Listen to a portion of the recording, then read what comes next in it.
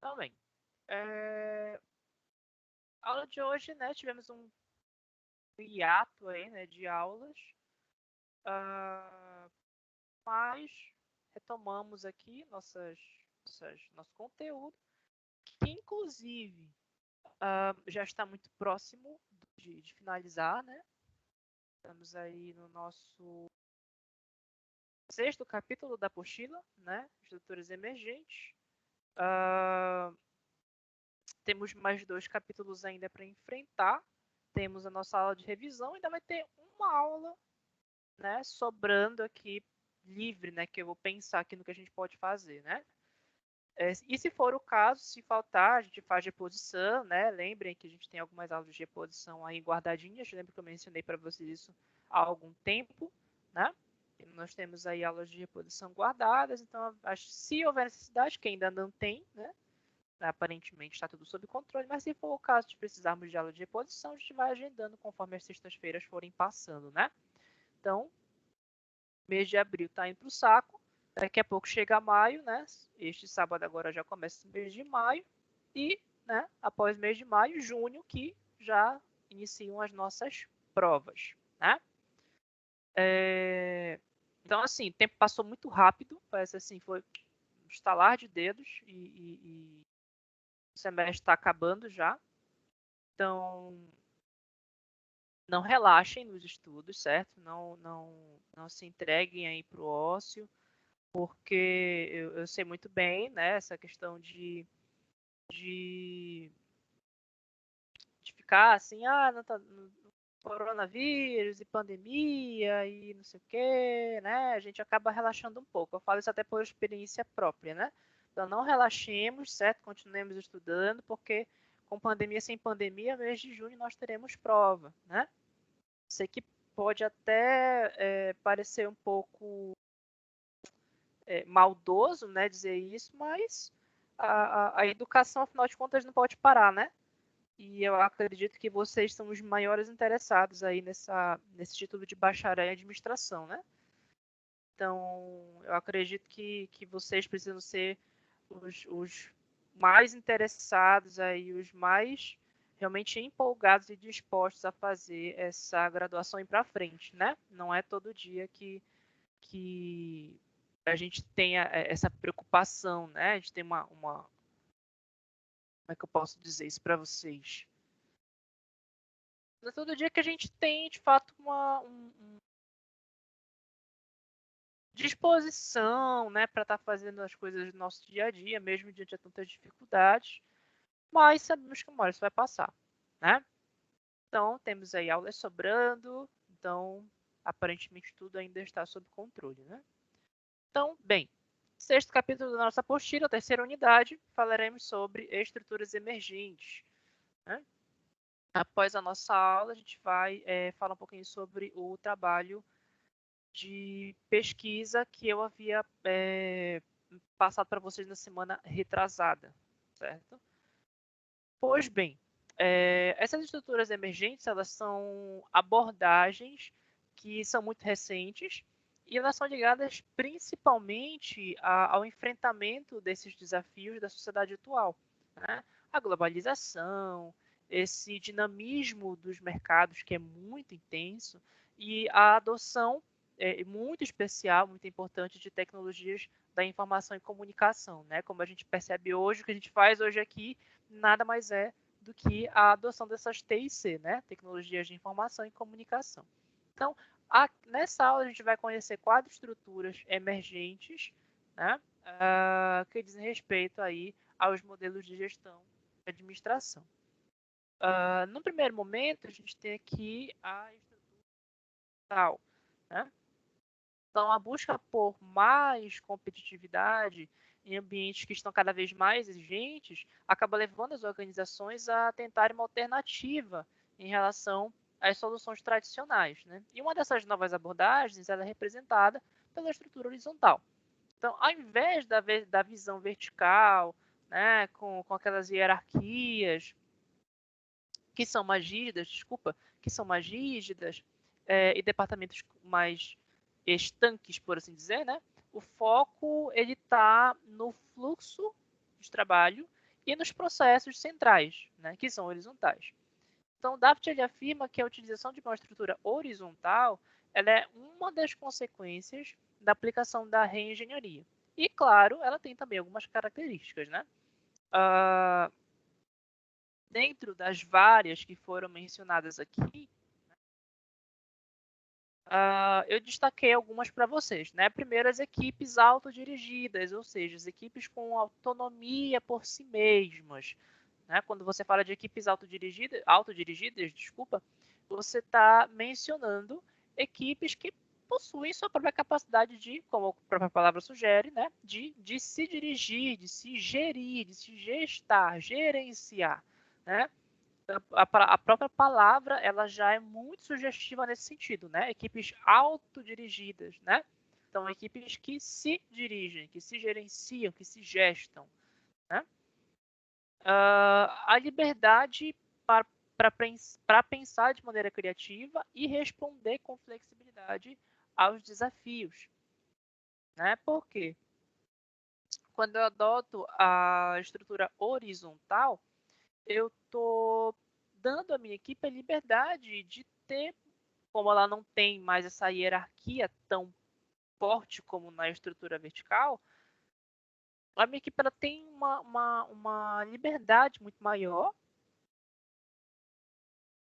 e essa liberdade ela tem uma ligação direta com a flexibilidade dos desafios. Eu não sei se foi com uma de vocês que eu cheguei a mencionar sobre o exemplo da concessionária, né? Que tem lá o modelo de carro, né? Que é aquele modelo X, com a cor tal, com os acessórios tais, mas eu quero aquele mesmo carro, porém com, sei lá, com uma roda na cor azul e outra roda na cor verde, né? Isso é a flexibilidade que a gente tanto menciona nas empresas hoje. Então, quando as equipes não têm mais tanto a palavra fugiu agora, aquela hierarquia, né, tanta coisa de cima para baixo e aquele que manda, aquele que decide, né, aquele que executa, aquele que obedece, aquele que cumpre aquilo que está sendo ordenado, quando essa estrutura de hierárquica não existe, ou ela existe numa intensidade menor, a equipe ela tem uma liberdade muito maior de pensar, de produzir, de fazer, e essa liberdade de pensar, de produzir, de fazer, ela automaticamente garante para a empresa uma flexibilidade muito maior frente aos desafios, né? Frente a essas personalizações, né, daquilo que é a função principal da empresa, né, que é satisfazer a vontade dos seus clientes, satisfazer a necessidade dos seus clientes, né? E também frente aos desafios, porque as coisas acontecem, né? Então a gente tem a pandemia hoje como exemplo, né? Então eu tenho plena certeza que hoje empresas que trabalham com essa estrutura horizontal, elas tiveram elas não sofreram tanto o impacto dessa ruptura de rotina das empresas como elas sempre foram, das organizações, né? Porque todo mundo do nada teve que parar tudo, vai para casa, trabalha de casa, é Zoom, é Meet, é Teams, é e-mail, é chamada de voz, é chamada de vídeo, né? É o Google Drive, é o Dropbox, enfim, ferramentas de gestão eletrônicas, né? Virtuais. Então, se eu tenho uma capacidade de ser flexível, isso me garante, né, a possibilidade de eu responder com muito mais segurança, com muito mais liberdade e também sem que isso me custe tanto. Não vai ser algo oneroso para mim ou para minha organização de forma geral, né? Outra coisa que menciona aqui é a cultura de abertura para melhorias contínuas, né? Então, quando a gente fala de cultura de abertura, a gente fala dessa confiança, né, da colaboração. E isso, no fim das contas, acaba ensejando a valorização, né? E especialmente da responsabilidade, mas também do bem-estar dos funcionários, né? Porque eu não consigo fazer qualquer trabalho ir para frente se eu não tenho uma equipe que está segura comigo.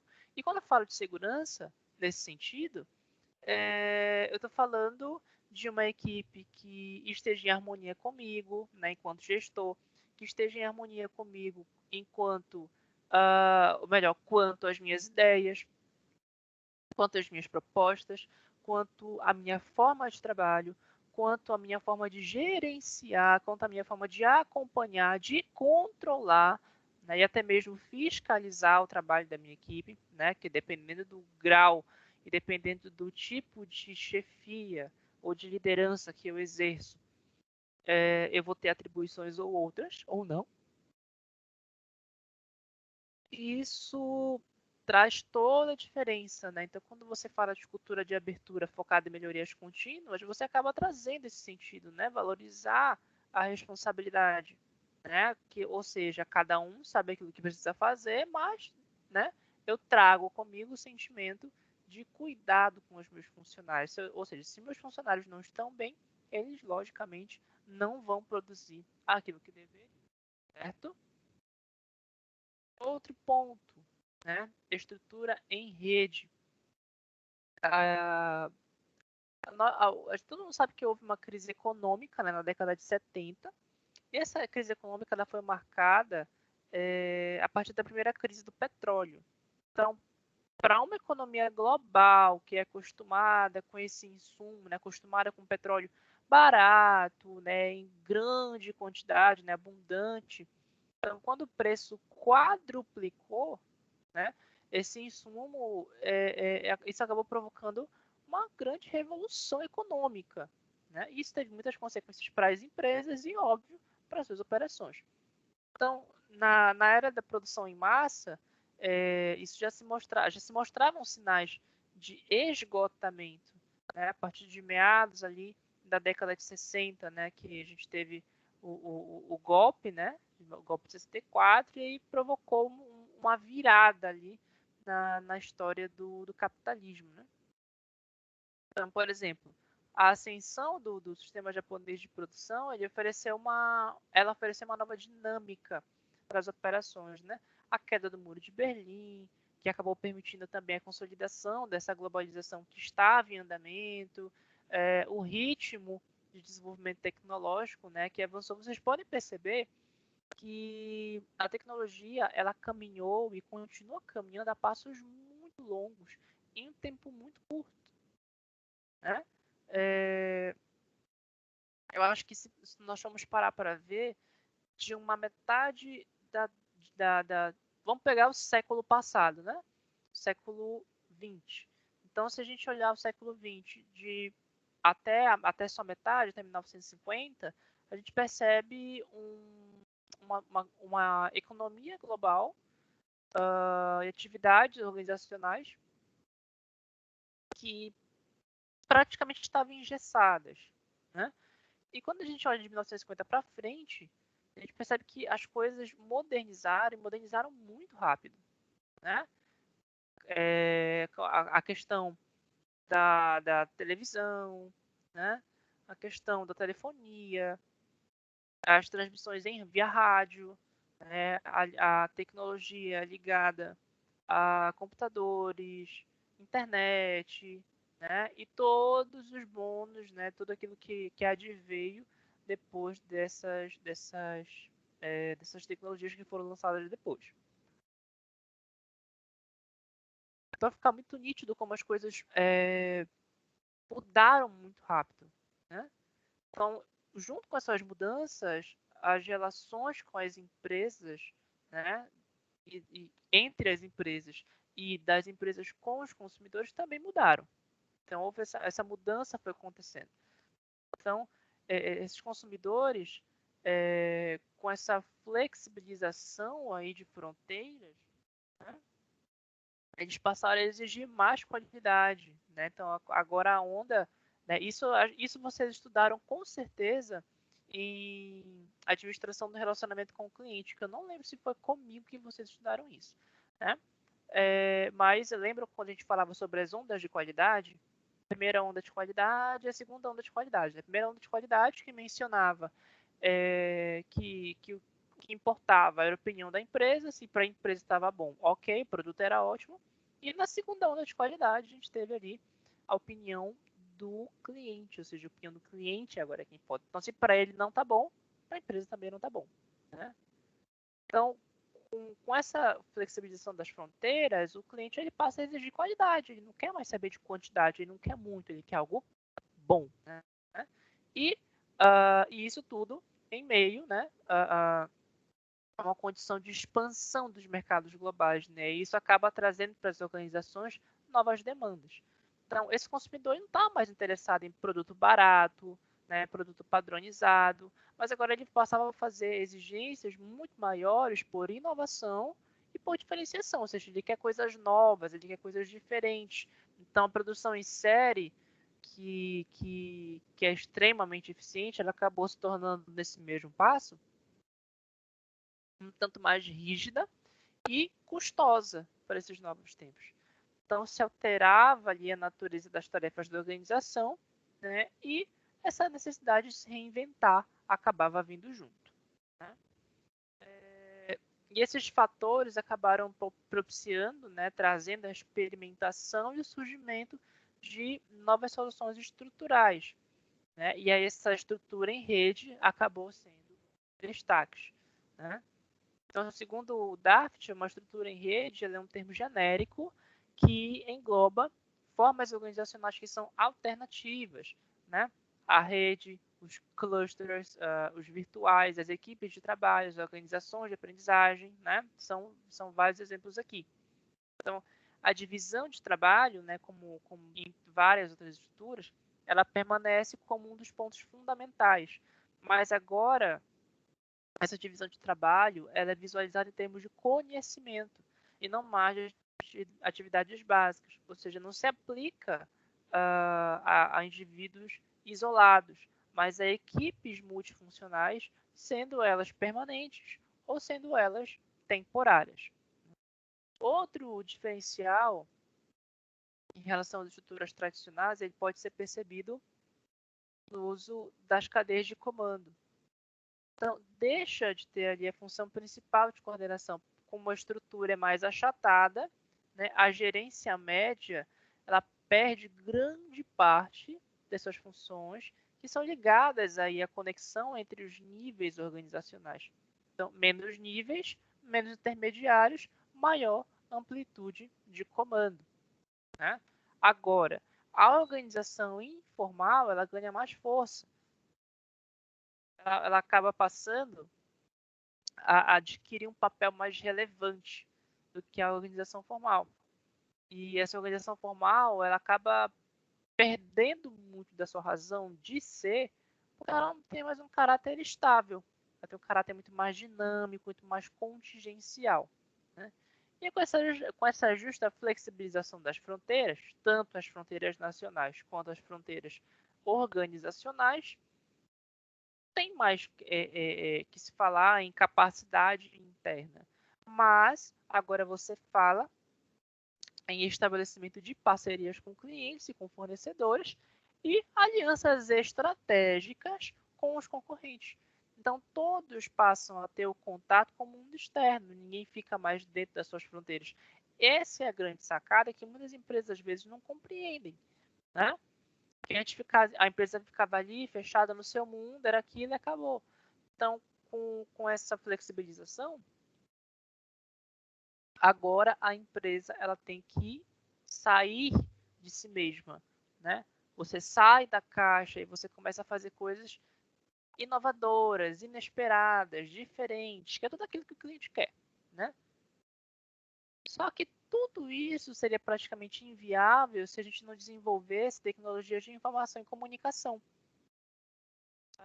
Então, se os computadores permitiram essa ascensão, essa consolidação das grandes corporações de produção em massa, a tecnologia do tempo real permitiu a consolidação das estruturas em rede. Então, a vantagem das estruturas em rede é a sua adaptabilidade, que é maior, porque ela funciona extraordinariamente bem em condições de mudanças constantes e de inovações, né? Entretanto, por causa dessa sua natureza, né, ela é dispersa, podem ali ocorrer duplicações de recursos e algumas dificuldades de controle, né? Se eu tenho uma flexibilização maior, eu tenho muito mais dificuldade em controlar as minhas atividades, certo? Estrutura em rede virtual.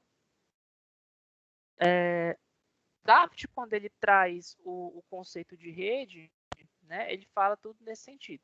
Mas quando ele traz esse conceito agora de estrutura virtual, ele amplia o conceito de rede, trazendo essa estrutura em rede virtual. E nessa estrutura em rede virtual, a empresa subcontrata a maior parte dos seus processos de outras empresas e coordena as atividades a partir de uma organização central pequena.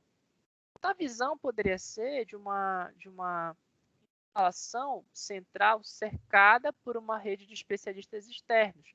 Então, os serviços são terceirizados, essa é a palavra-chave da rede virtual, terceirização. E essas empresas distintas, elas são conectadas eletronicamente a um escritório central. E aí um exemplo clássico disso aqui é a Nike, né? Quem nunca comprou alguma coisa da Nike aí, né? Seja um tênis, um boné, uma camisa, uma bermuda, enfim. Né? Então, embora seja uma das maiores potências mundiais, né, no ramo dos esportes, ela tem um contrato direto com uma quantidade minúscula de funcionários. Então, ela comanda as operações a partir dos Estados Unidos e ela faz prototipagem dos seus produtos no Extremo Oriente, que é o local da maioria dos seus fabricantes tradicionais. Então, fica ali no seu comando as operações de desenvolvimento de produtos e de marketing, né? Que aí explica esse quadro pequeno. Então, a Nike só contrata diretamente a equipe de marketing e a equipe de desenvolvimento de produtos. Só. O resto é subcontratado. É a história da terceirização, né? Então, nem tanto, existem algumas condições mínimas para você ter sucesso quando você adota esse modelo de gestão, essa forma de gestão, né? Então, geralmente, a organização central ela detém o controle sobre o processo, em que ela possui capacitação de classe mundial, ou sobre os artigos que são difíceis de serem copiados por causa das tecnologias superiores ou do design que é avançado. Então, feito isso, a empresa pode transferir a maior parte das atividades e do controle sobre elas, né, e logicamente o ônus disso tudo, para outras organizações. E ela consegue, com isso, se concentrar naquilo que ela faz melhor e contrata fora todo o restante das suas necessidades. Né? Ou seja, se eu tenho uma empresa, né, que vamos pensar em algum exemplo aqui para a gente poder entender melhor. Uma fábrica de carros, né? Vamos pensar numa Chevrolet da vida, por exemplo, né? Só para a gente tomar como exemplo aqui.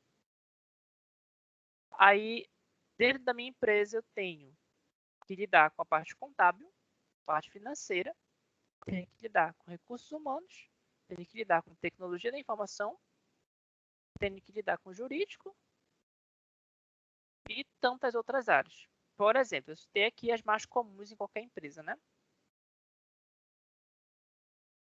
Só que a Chevrolet, ela não vai contratar um contador, não vai contratar um analista financeiro, não vai contratar um advogado, um assessor jurídico, não vai contratar um designer, enfim, né? Ela vai terceirizar isso. Ela vai contratar uma empresa que forneça essa mão de obra, né? Que vai fornecer esses funcionários terceirizados, né? É igual ao hospital, por exemplo. Vocês não percebem quando você vai em um hospital que o uniforme de quem faz a limpeza, a asepsia do hospital é diferente? Né? Tem ali uma empresa identificada, é exatamente isso, é a contratação de mão de obra terceirizada. Né? O hospital público, né, obviamente, pertence ali ao governo do estado, à prefeitura, enfim. Só que o governo do estado ele não contrata, ele não tem no seu quadro de efetivos, de contratados, né, ali um agente de limpeza. Não, ele contrata uma empresa, ele celebra um contrato com uma empresa, ele licita para que, né, essa empresa contratada forneça para o governo, né, o número X de funcionários que é definido ali conforme a necessidade, né, o número de atribuições, né, os serviços que precisam ser feitos e o tamanho, né, a periodicidade do espaço que precisa ser limpado. Então, tudo isso depende de uma coisinha chamada termo de referência, né, que eu não sei se vocês já devem ter ouvido falar. Então, o governo do estado não contrata, né? Você não vê o novo falar sobre isso. Ele contrata a empresa que fornece a mão de obra. E aí ele vai concentrar a sua atenção e as suas energias em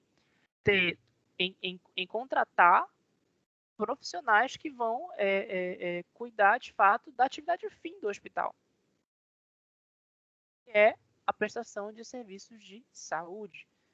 Então, ele pode, sim, se preocupar em contratar enfermeiros, técnicos de enfermagem, médicos, né?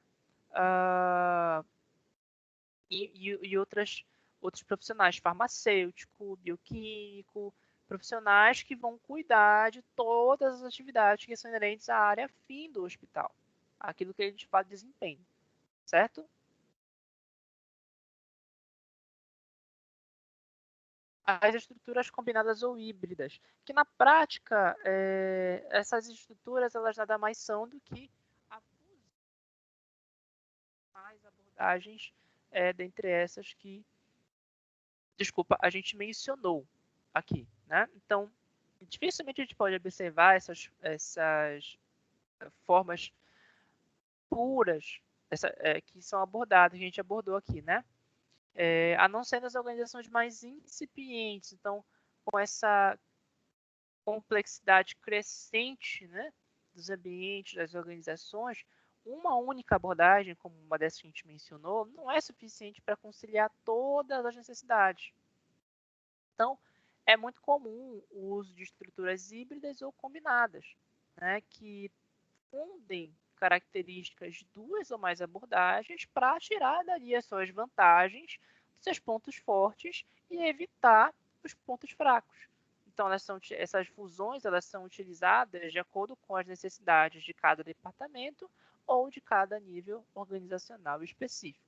Então, por exemplo, a gente pode aqui pensar em uma empresa que em uma empresa de departamento de pesquisa e desenvolvimento pode ter uma estrutura matricial, isso pensando na otimização dos recursos que são intelectuais, mas ao mesmo tempo, né, pode também elaborar os produtos numa estrutura funcional.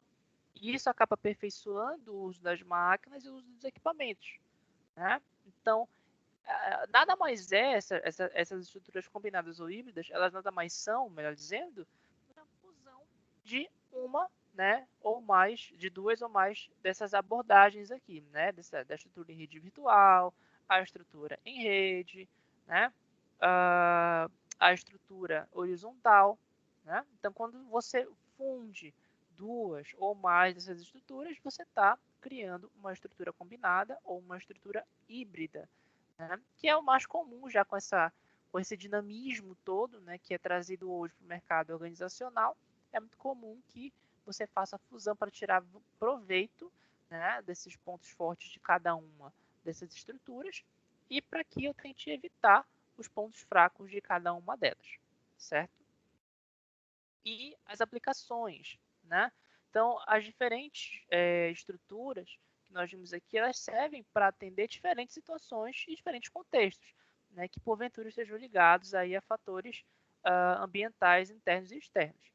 Então, para o administrador, cabe uma decisão que é muito importante: encontrar esse equilíbrio entre o controle vertical, que é associado às metas de eficiência e de estabilidade, e a coordenação horizontal, que é associada ao aprendizado, à inovação e à flexibilidade, né? Então, quando ele consegue encontrar esse equilíbrio, né, entre controle vertical e a coordenação horizontal, ele tem aí a melhor visão de qual das estruturas ele deve adotar, né? Só que nem sempre existe um sucesso nessa definição, né? Na escolha. Nem sempre eu faço a escolha certa de estrutura para minha organização. Então, para isso, a gente tem que fazer uma avaliação periódica, né? Periodicamente eu tenho que avaliar a estrutura da minha empresa para determinar se a estrutura que eu uso é apropriada para as necessidades da minha organização e se eu preciso futuramente reorganizar tudo. E claro que identificar esses problemas muitas vezes pode acabar sendo algo muito difícil. Então, existem alguns sintomas que são indicativos da existência dessas deficiências na estrutura, né? Na estrutura que eu escolhi. Então, aqui eu coloquei alguns. Primeiro, a tomada de decisão postergada ou com falta de qualidade, que muitas vezes não existe ali uma distribuição adequada das responsabilidades e do poder de decisão ao longo da estrutura. Isso acaba sobrecarregando alguns poucos gestores, ou seja, pouca gente para tomar decisão acaba dando problema, né? E outra causa de deficiência das decisões são as informações falhas, né? Tanto na direção vertical quanto na direção horizontal. Se eu não tenho informações confiáveis, dificilmente eu vou conseguir garantir a qualidade das minhas decisões, né? Outro ponto, a organização que não responde em termos inovadores a esse ambiente de transformação. Então, muitas das vezes, a falta de inovação dentro da organização está ligada a deficiências nessa coordenação horizontal, né? Acabei de dizer aqui sobre a coordenação horizontal, né? Que traz esse sentido de aprendizado, inovação, flexibilidade. Então, se eu não conseguir inovar, né, é porque eu estou com alguma deficiência na minha coordenação horizontal. Outro ponto é o desempenho dos funcionários que declina, né, e as metas não são atingidas. Então, a estrutura ela pode falhar por não deixar claro não deixar claras, né, quais são as metas, as responsabilidades, os mecanismos de coordenação que estão disponíveis. Então, se eu estou começando a ter dificuldade com o desempenho dos funcionários, se as metas não são atingidas, eu tenho que começar a pensar numa maneira de encontrar a estrutura que traga o atendimento a essa minha necessidade. E outro ponto também que é a evidência de conflito, né? Então, pode aí dar-se o caso das metas de cada departamento entrarem em conflito entre si ou de acabarem se sobrepondo, né, às metas da organização. Então, numa situação como essa, né, que você tem metas entre departamentos entrando em conflito ou ficando sobrepostas, ou seja, se sobressaindo, ficando acima das metas organizacionais, eu preciso readequar a minha coordenação horizontal. Então, percebo que alguns desses problemas mencionados aqui são ligados à coordenação horizontal. E isso acaba mostrando para a gente que, no fim das contas, a orientação vertical, ela não é algo assim, apesar de ser muito visível, não é algo tão preponderante, não é algo tão absoluto na organização dos dias de hoje, né? A gente percebe que vai começando a tomar mais espaço esse equilíbrio entre a orientação vertical e a então, o que tínhamos para ver hoje quanto a esse capítulo está vencido, certo? Encerramos a terceira unidade aqui do nosso ENTA. Semana que vem nós já vamos para a nossa última unidade, para o 7º e 8º capítulos. Só para